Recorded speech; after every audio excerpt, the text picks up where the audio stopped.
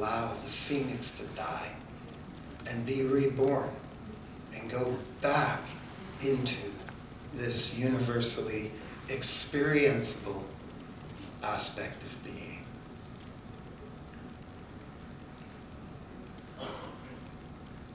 I share these thoughts this morning because it is not my experience that people aren't smart enough.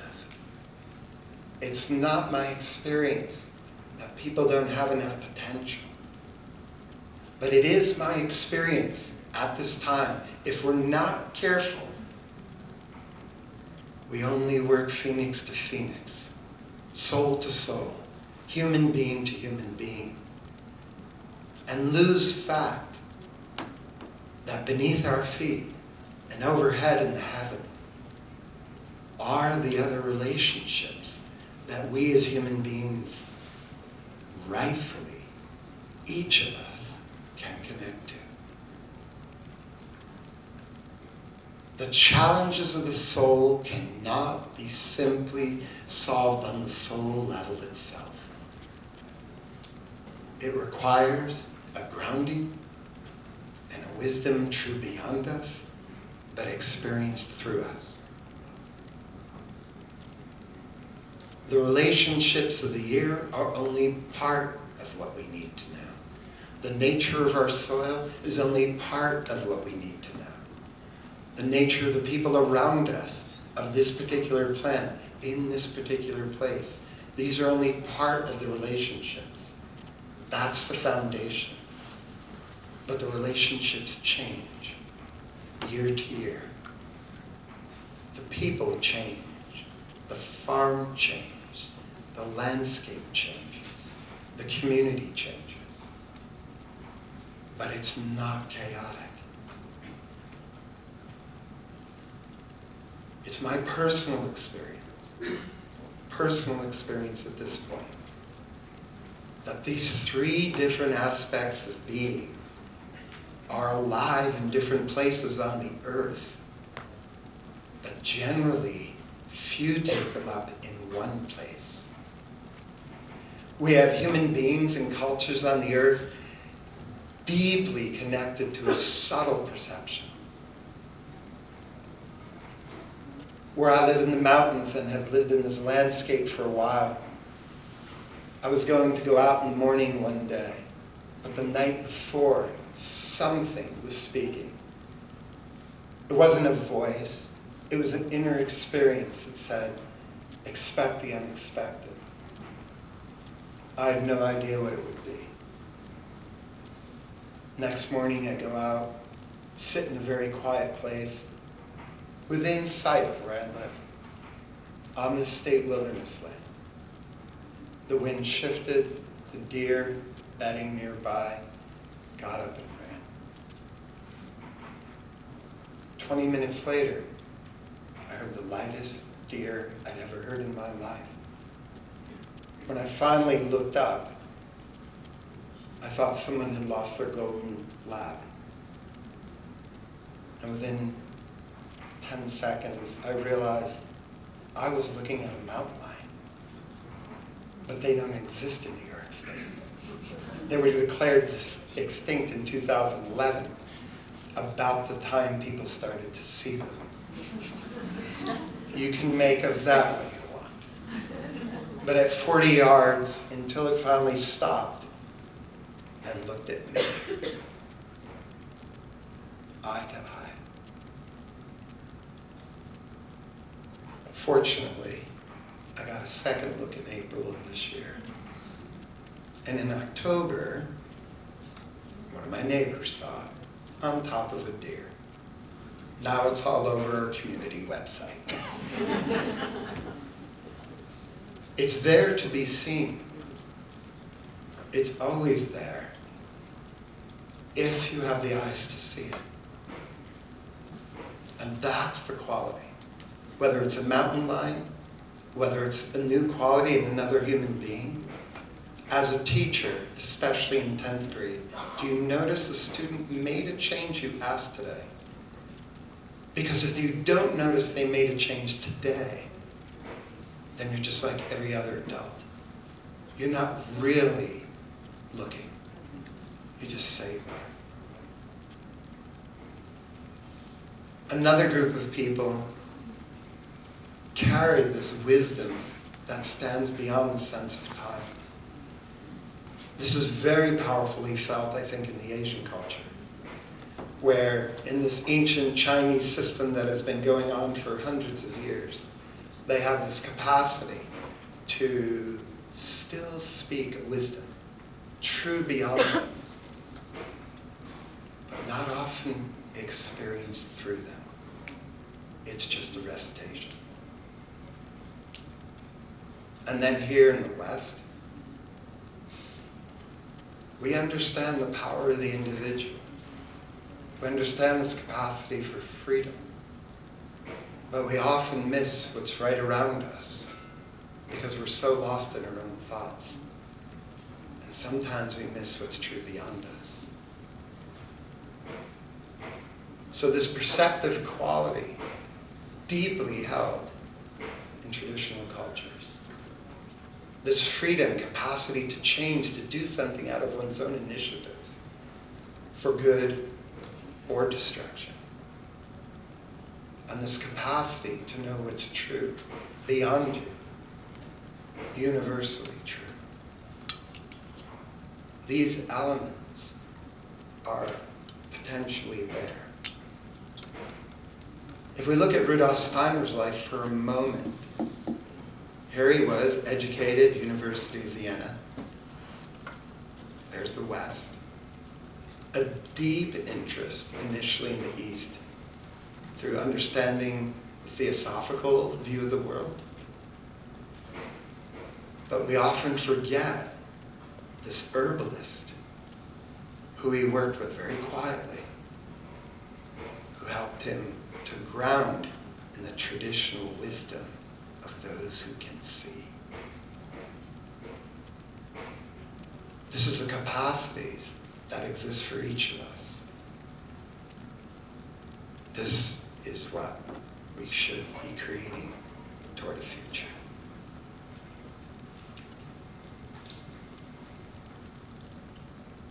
I'd like to end with an experience and image of the sun. One of them will be familiar to you, one will not. But I'd like to draw upon this ancient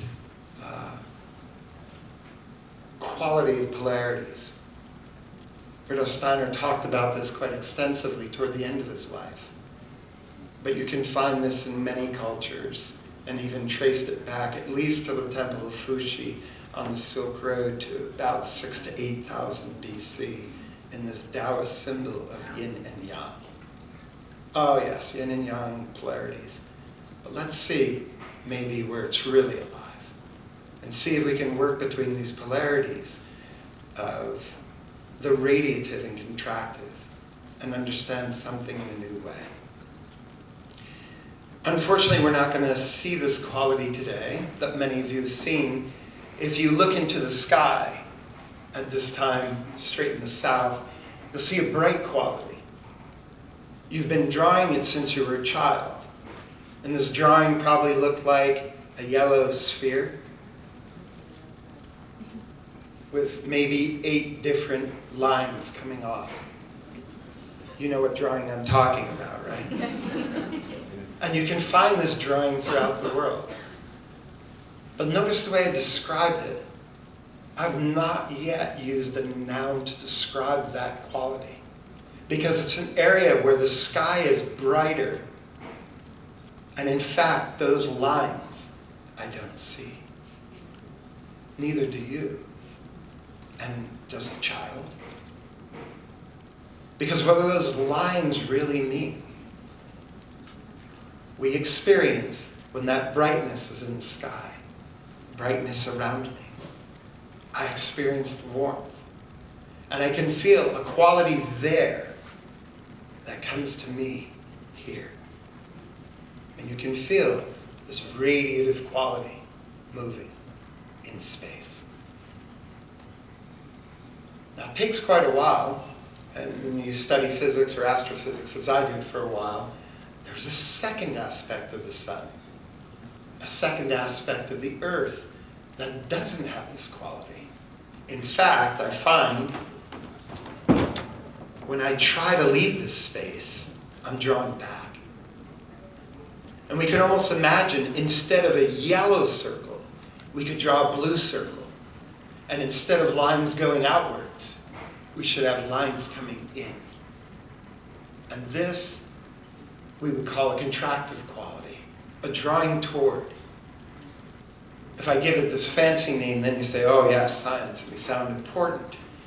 But the name gravity tells me less than to recognize that this quality has a drawing toward. And in fact, the relationship of this bright area in the sky and us here and everything around is held in place by a drawing toward that balances the reaching out. And if you really begin to look at a plant, not as substance that's pushed up out of the earth, but instead, in the red oak, if you look carefully, the leaves at the top are almost not there.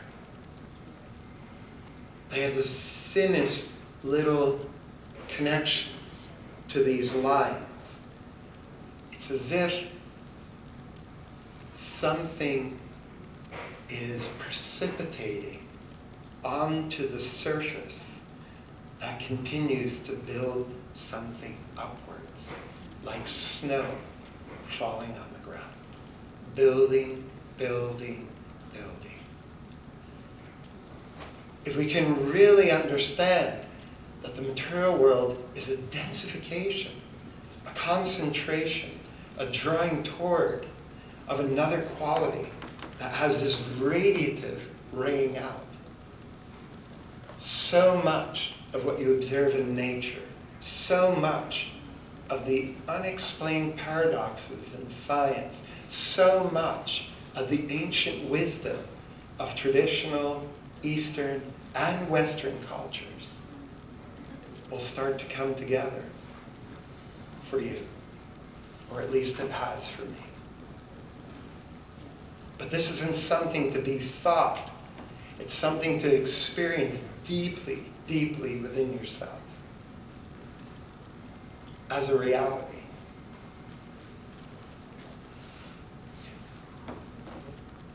These two suns are really only part of it. There's actually a third sun. And that third sun is the one I want to try and point to. So this one's called Two Suns. And for the benefit of those who have a translation, I'll read it once and then a second time.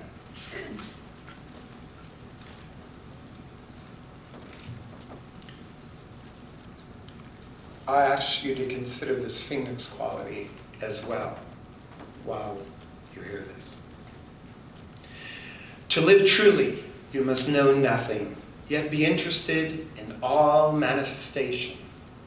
See the two suns. The first illuminates all, expanding into the cosmos. The second draws us closer, creating limitations that yield consciousness. In this dynamic breathing of these two ways of being, a new sun is born. The one who can't be seen, the one who can't be touched, but whose living presence, if we are truly awake, becomes the essence of a new way of being, who is neither wisdom nor deed, but instead a living manifestation of the breath that lives between these two ways of being, and in breathing becomes one. To live truly, you must know nothing, yet be interested in all manifestations. See the two suns. The first illuminates all, expanding into the cosmos. The second draws us closer, creating limitations that yield consciousness. In this dynamic breathing of these two ways of being, a new sun is born, the one who can't be seen, the one who can't be touched, but whose living presence, if we are truly awake, becomes the essence of a new way of being, who is neither wisdom nor deed, but instead a living manifestation of these two ways of being, and in breathing becomes one.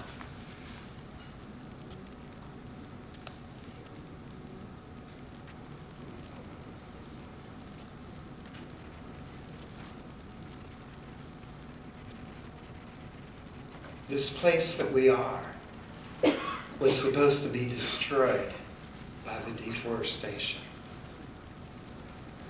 It didn't happen.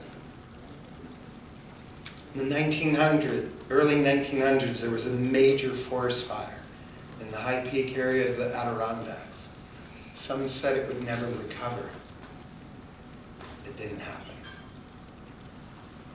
In the 1970s, the lakes were perfectly clear.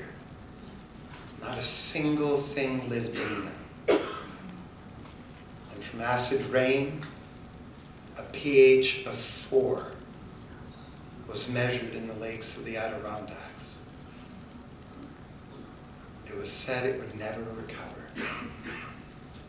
One of the people who worked on the legislation that resulted in that recovery is in the room today. You can ask me later. It has recovered. There was an ice storm in '96. It was supposed to have destroyed permanently, or for decades, all the birch trees. They've recovered. Nature is more resilient than we know. This does not mean business as usual. But fear is not the right motivation to move forward. Pay attention. Open your eyes.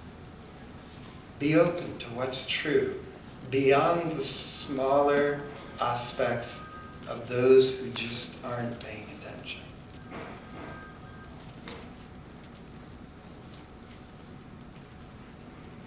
There's more possibility than you may understand yet. Give it time. But if we only stay in the mode of the phoenix, in the human-to-human interaction,